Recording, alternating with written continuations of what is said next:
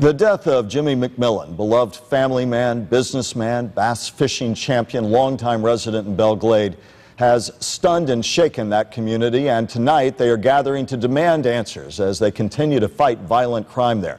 We're joined live now by Palm Beach County Sheriff Ric Bradshaw. Sir, we thank you for joining us. And my first question to you, to the degree that you can talk about it investigatively, where do we stand? Do you feel like you're getting a lot of public help and some leads that may give you traction on finding the killer or killers here? Well, we are, Michael. We've got a lot of calls coming into our Crime Stoppers. The reward has generated a lot of tips. We're following all those up. We have a large amount of detectives assigned to this case. We want to try to bring it to closure as quick as possible. But we're doing a lot of other things out there. You know, this has been an ongoing effort. 9 months ago, we took one of the worst gangs in this county out of there because of our gang effort and what we've done out there. And we're continuing to do that. We know where the trouble spots are. We've dedicated a lot of resources over and above what the city of Belle Glade actually pays for. So the number of resources we have out there are significant, and we're taking all the measures that we possibly can. The perception is, of course, after something as awful as this, and in other instances that you're all too well aware of, that the trends are up there. Are crime trends indeed up there overall? Well, you got to look at, this is not just peculiar to Belle Glade. I mean, the city of West Palm had 3 people shot in 4 days. There was a couple people shot in Boynton. You know, Riviera Beach has had a few incidences.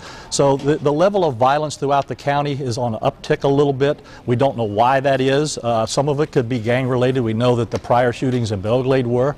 And, you know, what's happening now is, though, we're getting a lot more community involvement. And that's what we're going to capitalize on.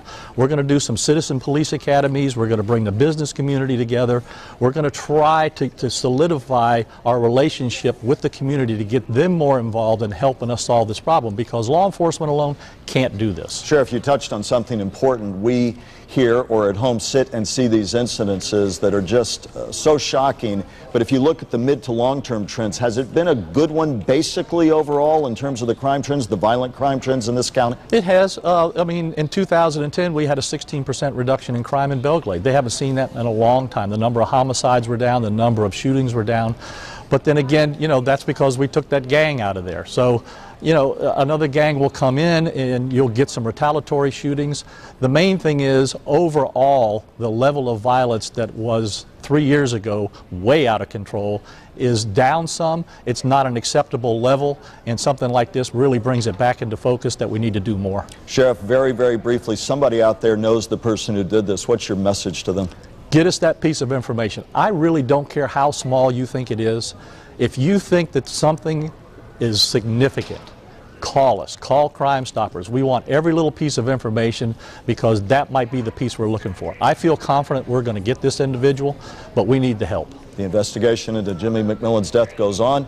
Sheriff, thank you so much for taking time to join us on News Channel 5. Thank you.